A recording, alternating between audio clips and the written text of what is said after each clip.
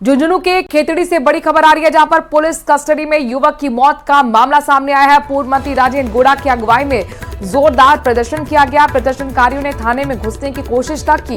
मौके पर मौजूद पुलिस जाब्ता समझाइश करता नजर आया है। बैरिकेड लगाकर ग्रामीणों को रोकने की कोशिश की गई। कृष्ण हमारे संवाददाता इस खबर पर ज्यादा जानकारी के साथ जुड़ गए। कृष्ण, अभी कैसे हालात बने हुए और क्या मांग?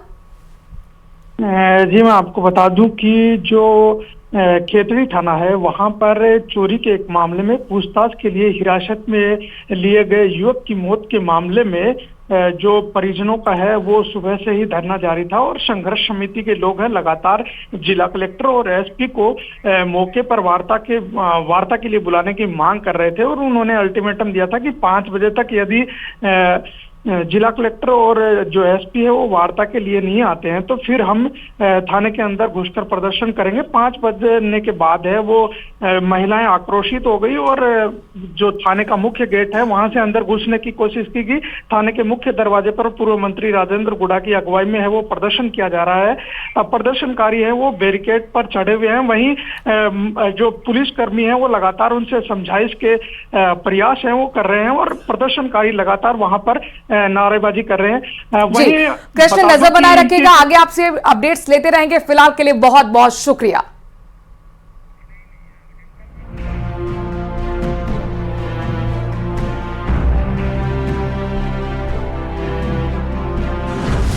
पुलिस हिरासत में युवक की संदिग्ध मौत। चोरी के मामले में पुलिस कर रही थी पूछताछ। तबीयत बिगड़ने पर अस्पताल में कराया गया था भर्ती।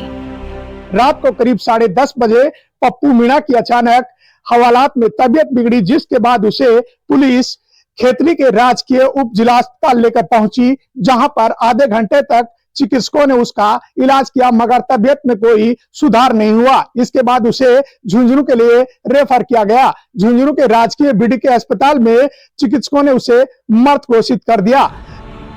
झुंझुनू के खेतड़ी थाने में पुलिस हिरासत में पप्पू राम मीणा नाम के युवक की संदिग्ध मौत सवालों के घेरे में है।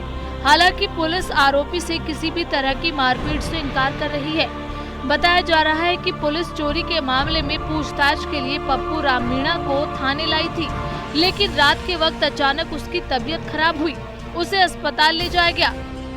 मेरे भाई पप्पू को पकड़ के लेकर आए। हम 2 बार 2 पिकअप लाए। हम यहाँ मिलने के लिए आए 2 बार, हमें मिलने में नहीं दिया। वकील साहब भी आए, हम 2 बार वकील भी लेके आए। बोलते कि मैसेज हमारे वकील लेके आए, मैसेज आएगा। थानेदार बोल रहा है मैसेज आते ही आपको हम बुला लेंगे।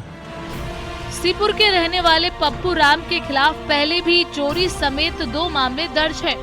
खेतड़ी थाने में एक शख्स ने अपने मकान और दुकान में ग्वार के चोरी होने का मामला दर्ज कराया था। इस मामले में कुछ दिन पहले पुलिस ने दीपक मीणा नाम के एक आरोपी को गिरफ्तार किया था। आरोपी दीपक ने पूछताछ में इस वारदात में शामिल 5 लोगों के नाम बताए, जिनमें सीपुर गांव के पप्पू मीणा का नाम भी शामिल था, जिसके बाद पुलिस ने उसे हिरासत में लिया। जो जानकारी मिली है कि शिवपुर निवासी मीणा जी नाम है, पप्पू मीणा जी हैं, जो कोई एक चोरी का मुकदमा खेतड़ी थाने पे था और उसके अनुसंधान अधिकारी स्वयं थानाधिकारी खेतड़ी थे।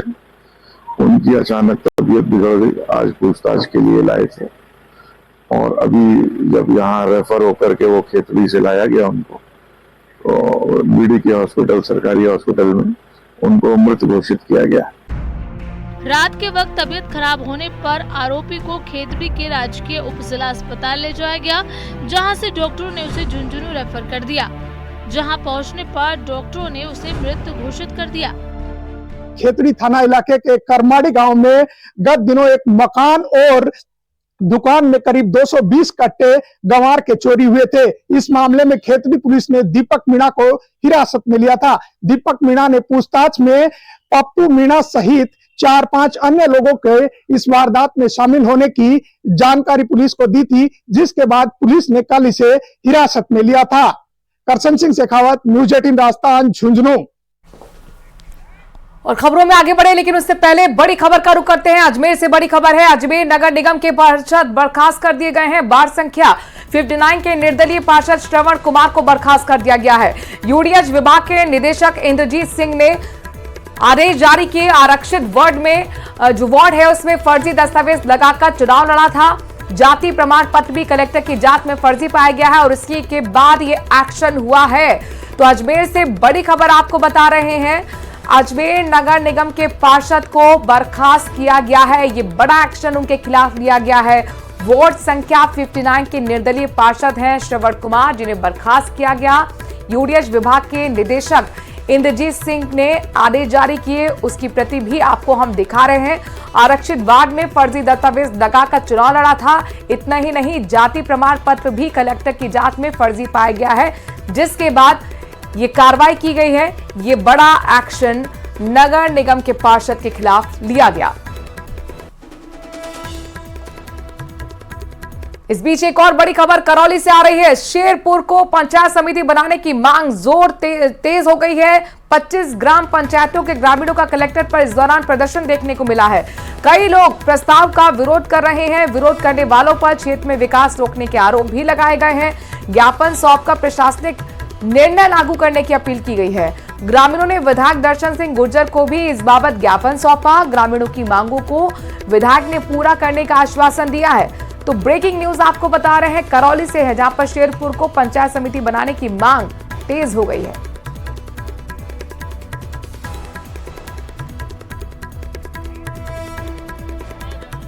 उसमें शेरपुर को पंचायत समिति बनाने का प्रस्ताव श्रीमान जिला कलेक्टर साहब द्वारा प्रशासन द्वारा सरकार को भेजा गया है। हम सभी 25 पंचायतें शेरपुर को पंचायत समिति को बनाने के लिए सभी मापदंड पूरा करते हैं और हम शेरपुर पंचायत समिति बनवाने के लिए सभी 25 ग्राम पंचायतों के सभी लोग आज इकट्ठे हुए हैं। श्रीमान जिला कलेक्टर साहब को महोदय को हम ज्ञापन देंगे और हमारी यही मांग है कि पंचायत समिति शेरपुर बननी चाहिए। खबरों में आगे बढ़े लेकिन उससे पहले ब्रेकिंग न्यूज आपको बताते हैं। बूंदी से बड़ी खबर है। बरुंधन ग्राम पंचायत के लोगों ने प्रदर्शन किया है। गांव को डाबी पंचायत समिति में शामिल करने का विरोध किया गया है। बरुंधन ग्राम पंचायत को तालेड़ा में रखने की मांग की गई है। ग्रामीणों ने इस दौरान कलेक्टर को ज्ञापन सौंपकर अपनी मांग रखी और साथ ही मांग पूरी नहीं होने पर मतदान बहिष्कार की चेतावनी तक दी है। तो बड़ी खबर आपको बताने, दरअसल पंचायतों को पुनर्गठन का सिलसिला जारी है। ये कार्रवाई हो रही है और इस बीच कई जगह से प्रदर्शन की खबरें भी मिल रही हैं। इसी बीच बूंदी से भी कुछ ऐसी खबर सामने आई है। बरुंधन ग्राम पंचायत के लोगों ने प्रदर्शन किया है। गांव को डाबी पंचायत समिति में शामिल करने का विरोध किया जा रहा है। बरुंधन ग्राम पंचायत को तालेड़ा में रखने की मांग यहां पर ग्रामीण कर रहे हैं और साथ ही चेतावनी भी कि अगर हमारी मांग नहीं मानी गई तो मतदान का बहिष्कार कर देंगे। उसमें कुछ अधिकारियों ने बगैर कुछ सोचे समझे जो बरता बावड़ी नवसरजीत ग्राम पंचायत है बरुंधन जो 40 किलोमीटर दूर डाबी से पड़ती है, उसको मात्र 5 किलोमीटर 6 किलोमीटर दूरी पर तलेड़ा पड़ता है, उसको वहाँ रख दिया। तो ये आमजन के लिए कहीं न कहीं उनके हितों पर कुटारा गाते हैं। तो आज हम आए हैं, हमारी ग्राम पंचायत बरुंधन को पंचायत समिति तालेड़ा में ही यथावत रखी जाए, इस कारण आए हैं। हमें क्या कि अभी जो पंचायत का गठन हुआ है नया, उसमें बरुंधन पंचायत को डाबी में डाल दिया, जबकि डाबी यहाँ से 40 किलोमीटर दूर है, तालेड़ा हमारे 8 किलोमीटर दूर है। और स्पेशल रिपोर्ट में वक्त हो गया है ब्रेकिंग न्यूज का। दौसा से बड़ी खबर आ रही है, जहां पर विधायक ने जिला चिकित्सालय का निरीक्षण किया है। निरीक्षण में खुली जिला अस्पताल की व्यवस्थाओं की पोल, मरीजों को बाहर की दवाएं और जांच लिखी जा रही थी। जिला अस्पताल में गंदगी का अंबार भी देखने को मिला है और ऐसे में गर्मी से मरीज भी बेहाल नजर आ रहे हैं। अस्पताल में कूलर नहीं है, पंखे खराब पड़े हैं। विधायक के साथ निरीक्षण में पीएमओ साथ नहीं आए। तस्वीर आपके सामने है, जहां पर देखिए जब विधायक साहब ने जिला चिकित्सालय का निरीक्षण किया तब जाके व्यवस्थाओं की पोल खुल गई है। मरीजों को बाहर की दवाइयां लिखी जा रही हैं, जांच भी कहा जा रहा है कि बाहर से ही करवाइए। जिला अस्पताल में जगह जगह गंदगी का अंबार है। गर्मी से मरीज परेशान है, ना ही कूलर की व्यवस्था है और ना ही पंखे चल रहे हैं। बड़ी योजनाएं थी स्वास्थ्य संबंधी 25 लाख तक की दवाएं फ्री थी वो दुनिया भर की फ्री दवाएं सभी कांग्रेस की देन थी। भजन लाल जी सरकार है आयुष के उन्होंने तो स्कीमें बंद कर दी, हमारी स्वास्थ्य संबंधी स्कीमें बंद कर दी उन्होंने, 25 से कम करके 5 लाख की कर दी। उसमें भी टाइम पे आपका इलाज नहीं है। आपके यहाँ दवाएं देखो, अभी हमको मरीज मिला है वो बाहर से दवाई लेके आए, उसने हमने संबंधित पीएमओ से बात करी, पीएमओ तो कोई जवाब नहीं दे पा रहा इसका। अच्छा वो मैं इसको बुलाता हूँ उसको बुलाता हूँ, 4 दवाएं लिखी, 2 दवाई बाहर से 2 अंदर से, बहुत सी है नहीं। पूरे प्रदेश में न केवल सिर्फ पंचायतों बल्कि निकायों के पुनर्गठन का काम हो रहा है, लेकिन सबसे ज्यादा बवाल मचा हुआ है पंचायतों के पुनर्गठन के मामले में। झुंझुनू में अब तक पुनर्गठन को लेकर 2 दर्जन से ज्यादा गांव के लोग आपत्तियां दर्ज करवा चुके हैं। आज भी जब लंबी छुट्टी के बाद कलेक्टर कार्यालय खुला तो आधा दर्जन के करीब गांव के लोगों ने प्रदर्शन कर अपनी आपत्तियां अपने अपने तर्कों के साथ कलेक्टर को सौंपी। साथ ही चेताया कि अगर जबरदस्ती उन्हें इधर उधर किया गया तो न केवल आंदोलन करेंगे बल्कि कोर्ट भी जाएंगे। इधर कांग्रेस ने बीजेपी पर पुनर्गठन के बहाने राजनीतिक षड्यंत्र रचने का आरोप लगाया है। देख रहे हो कि वर्तमान सरकार है वो कामों पे ध्यान न देके जनता का ध्यान भटकाने में लगी हुई है। आज निकाय चुनाव हो चाहे पंचायत चुनाव हो, ये समय पे कराने में सरकार विफल रही है, चुनाव करा नहीं पाई। जनता का ध्यान भटकाने के लिए आज परिसीमन लागू कर रही है, कुछ पंचायतों को बढ़ा रही है, कुछ को घटा रही है, उल्टे सीधे काम कर रही है। वैसे तो 2020 में परिसीमन हो चुका, संविधान के अनुसार तो दोबारा परिसीमन नहीं हो सकता दोबारा जनगणना से पहले, लेकिन फिर भी ये कर रहे हैं। परिसीमन की प्रक्रिया लोगों के जीवन को सरल बनाने के लिए और लोगों को सुविधा मिले इसलिए की जा रही थी। आज लोदीपा गांव बुकाना की सीमा से टच है, एकदम सटा हुआ गांव है और जिस गांव को 8-10 किलोमीटर दूर ले जाके पटकना ये लोगों के साथ दुर्भावना है, कोई रंजिश है, इससे लोगों को असुविधाएं बढ़ेंगी। लोदीपुरा गांव में पूरी नाराजगी है, सब लोग ये चाहते हैं कि बुकाना पंचायत के साथ ही ये रहे और कोई व्यवहारिक कारण भी नहीं है कि लोदीपुरा को बुकाना से क्यों हटाया गया, क्या कारण है।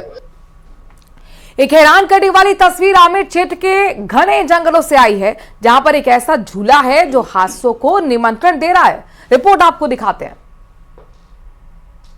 जयपुर ग्रामीण के आमेर क्षेत्र के घने जंगलों में हैरान कर देने वाली तस्वीर आई है सामने। ऊंचे पेड़ों के बीच मोटी रस्सी से बांधा झूला, जिसे एडवेंचर का नाम दिया जाता है, लेकिन असल में ये मौत का झूला बन चुका है।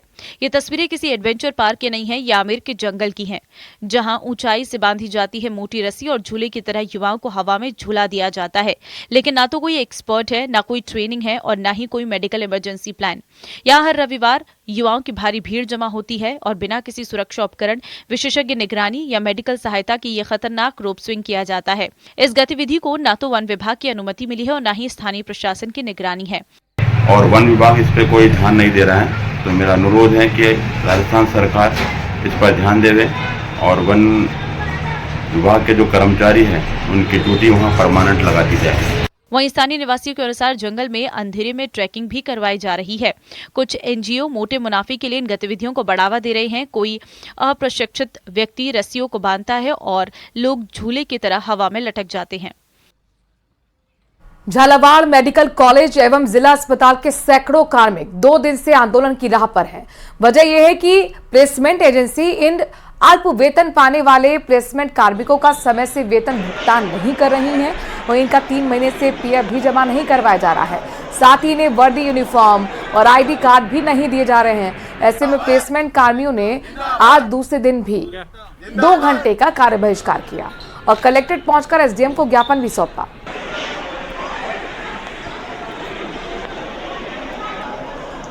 हमारी सैलरी अभी तक नहीं आई है। 1.5 साल से ड्रेस नहीं दी इन्होंने। 14 लाख रुपए ड्रेस के उठा लिए। अच्छा। 250 जनों को आईडी दी है। अभी हम किसी के पास जाते हैं टिकट कटवा रहे हैं तो वो आईडी की पूछता है कि कहाँ काम करते हो। पार्किंग वाले जबरदस्ती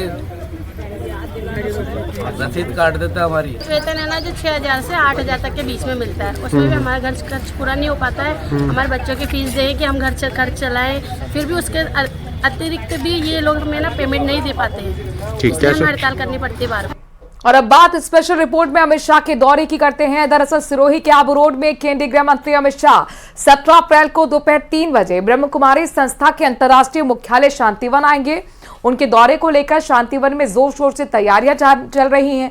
तो वहीं जिला प्रशासन की ओर से एडीएम और एएसपी ने टीम के साथ तैयारी का जायजा लिया, अधिकारियों की बैठक ली, सभी को अलर्ट रहने के निर्देश दिए। अधिकारियों से कहा गया है कि किसी भी तरह की लापरवाही बर्दाश्त नहीं की जाएगी। एडीएम डॉक्टर दिनेश राय सापेला ने साफ तौर पर कहा कि गृहमंत्री अमित शाह 17 अप्रैल को हेलीकॉप्टर से मानपुर हवाई पट्टी पहुंचेंगे, जहां से सड़क मार्ग द्वारा शांतिवन पहुंचेंगे और डायमंड हॉल में आयोजित ब्रह्म कुमारी संस्था के कार्यक्रम में शिरकत करेंगे। अधिकारियों के साथ बैठक की है, सिक्योरिटी पॉइंट ऑफ व्यू से सारी चीज़ें देखी हैं और अभी एयर स्ट्रिप की देखने के लिए जा रहे हैं, तो कार्रवाई कर रहे हैं। क्या कार्यक्रम जो है यहाँ से 17 तारीख को आने का कार्यक्रम है और यहाँ ब्रह्म कुमारी भी उनका कार्यक्रम रहेगा। ब्रह्म कुमारी शिवपुरी विश्वविद्यालय हर साल एक नया थीम लेकर के हम लोग कार्यक्रम आयोजित करते हैं। इस बार हमारे जनरल बॉडी मीटिंग में डिसाइड किया और योग द्वारा एकता और विश्वास का विषय चुन करते हैं।